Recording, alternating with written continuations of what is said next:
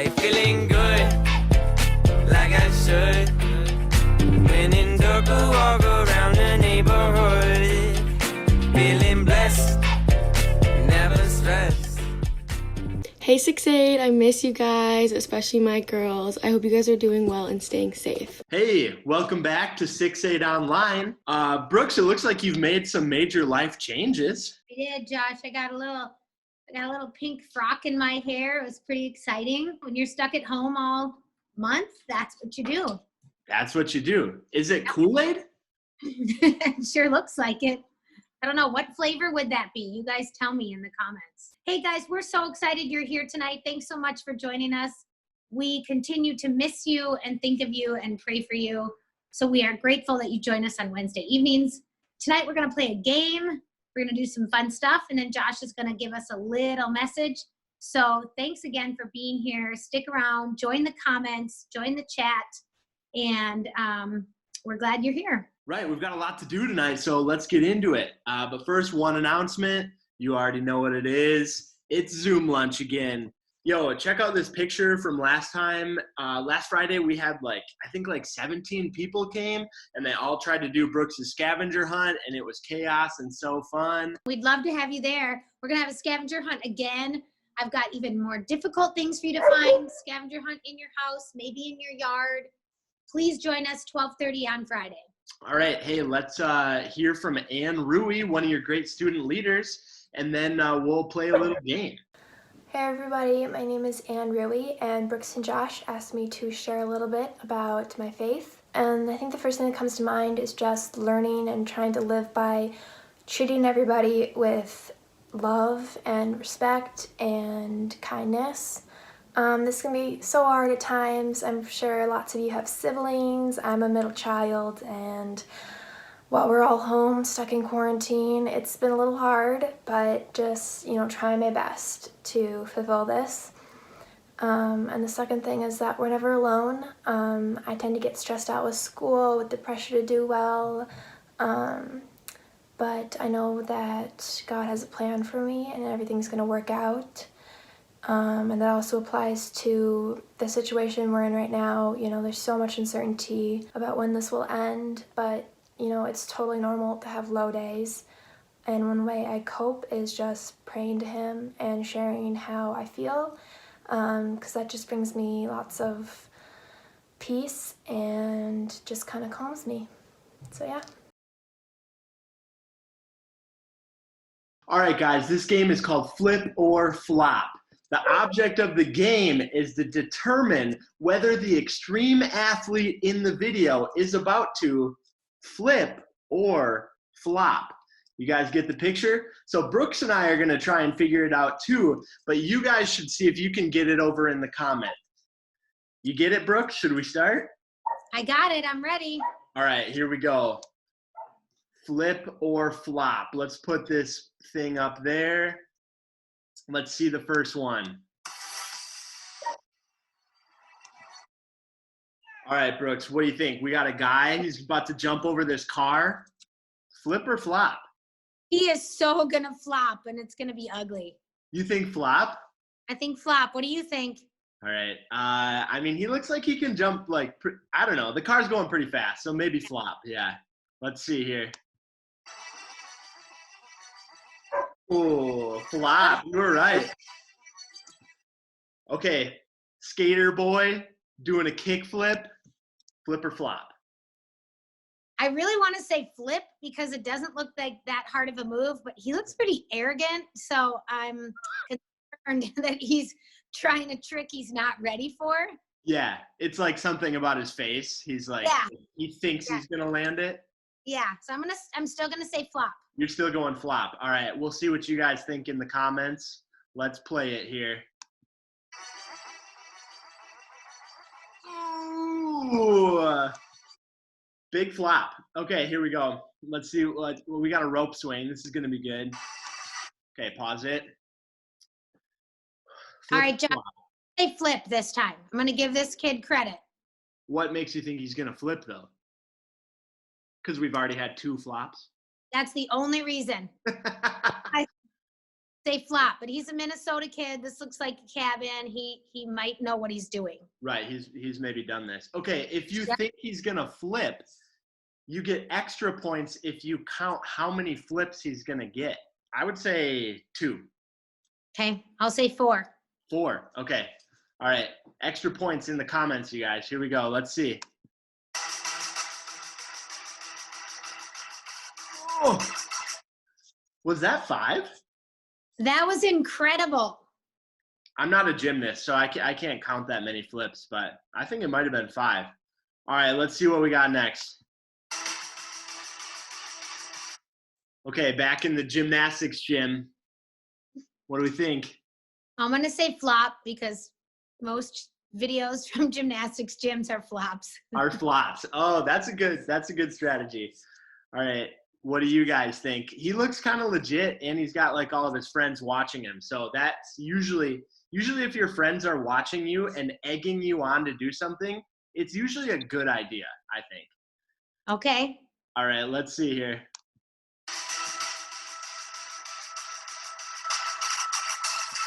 Oh, Flipped. I mean, he didn't flip, but he flew. It should have been called flew or flop. yeah, he flew for sure. How he landed on his feet, I do not know. No, very impressive. I might try that tomorrow if I get bored enough. All right, let's see the next one here. Oh. I don't even want to know. I think it's a good decision. People in motorcycles always turns out well. Okay, All right, I'll trust. let's see it. Okay, going good so far. Oh. Oh, Straight over the edge. he was doing well too. I know. Yeah. I think the moral of the story is don't try and do tricks near a bridge, I guess. Look at his feet in the air. Right. He's he's feeling bad right now. All right. What's next? Oh, hockey. All right. We got a hockey boy. Flip or flop? Flip. Flip, huh? Okay. Cool. Yeah, we have a lot of hockey kids here, so we'll see. Ooh, Oh, that was straight into the wall. that was a Caught an crash. edge there. Yep. You might have a couple teeth missing. Yeah. That's all right. We've all been there. All Yep. right. I think we got a couple more. Let's see. Okay, this guy looks muscular. Yeah, I'm going for flip. Right. I mean, he's already done a few. Mm-hmm. Let's see. Okay.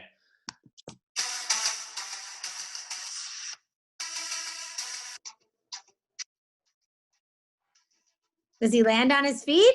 See? He that like was flips amazing. and flops. Yeah, he did both. And his neck muscles to hold him up, that was pretty incredible. Yeah, I can't do that for sure. All right, if you guys in the comments said flip and flop, extra points, obviously. Yep. Okay, here we go.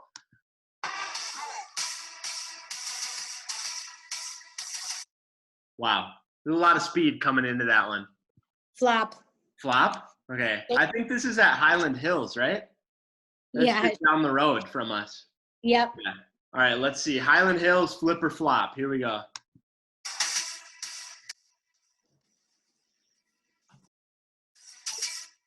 Oh,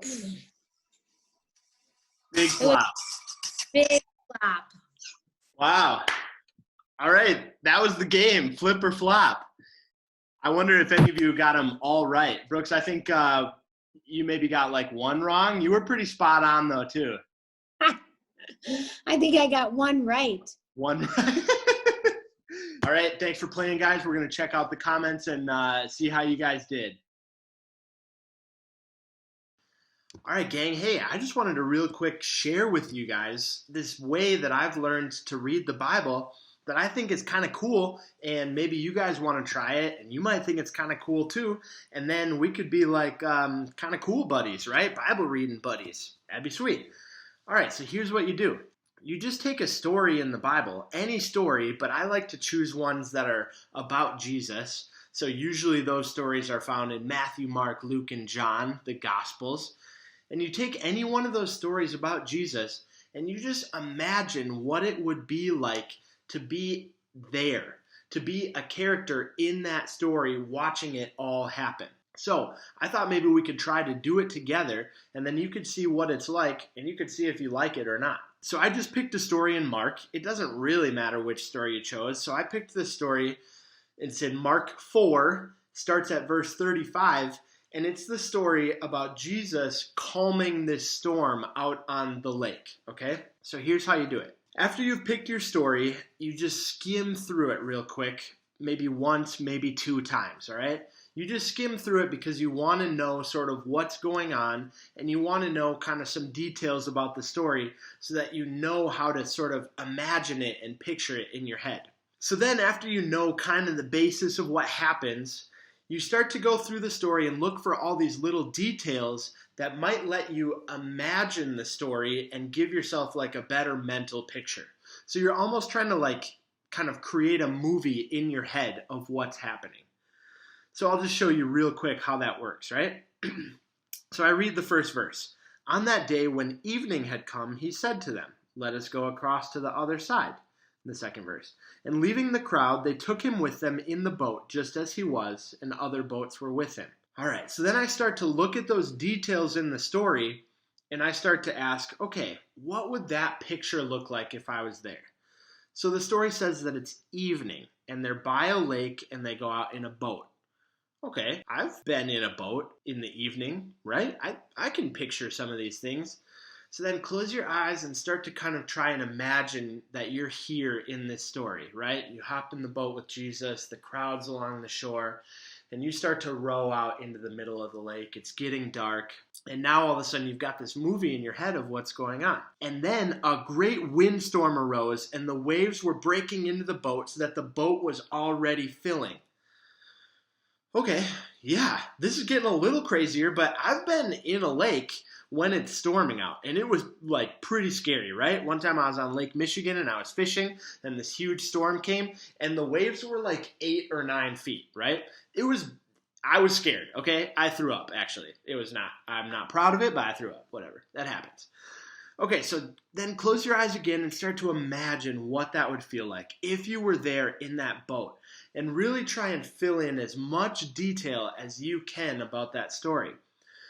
So you're with Jesus and all your friends. It's dark out, but all of a sudden you start to hear this wind rush, and you're like, oh man, I know what that sound means. And then you look out, and the waves are getting higher and higher, and they're smashing against the boat, and the water's coming in, and your boat's filling up.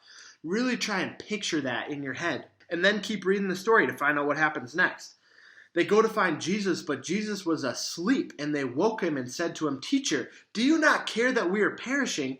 And Jesus awoke and rebuked the wind and said to the sea, "Peace, be still." And the wind ceased, and there was a great calm. And then just try and imagine what that would be like, right? Just keep it going, this mental movie that you have happening.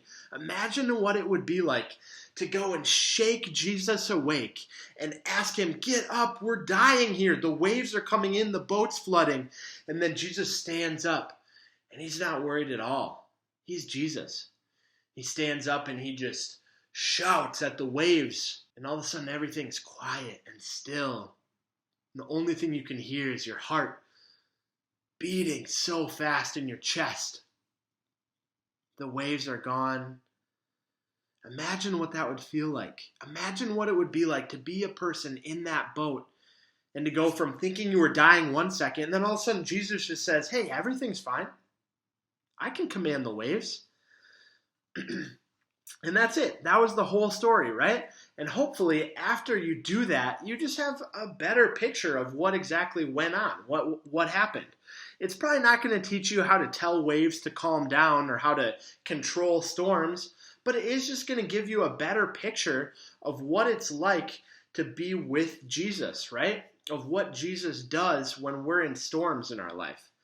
So you can try that with any story. Just open your Bible, maybe go to Matthew, Mark, Luke, John, pick any story where Jesus is doing something, and try it out. Imagine what it would be like to be a character in that story. All right, that's all I got for you guys. Let me just pray for you real quick.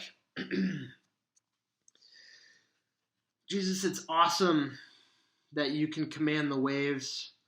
And it's awesome that the stories in the Bible can give us such beautiful pictures of your power and your love for us, Jesus. Amen. All right, thanks so much for being here, you guys. It is so fun to be together. Again, know that we miss you and we love you. We are praying for you and your families. If you need someone to talk to or play house party with, please give Josh or I a call. Let us know. We would just love to hang out with you online, that is. But hey, thanks for being here and have a great week. We'll see you next week. Bye, guys. Hey, feeling good, like I should. When in dark, I walk around the neighborhood.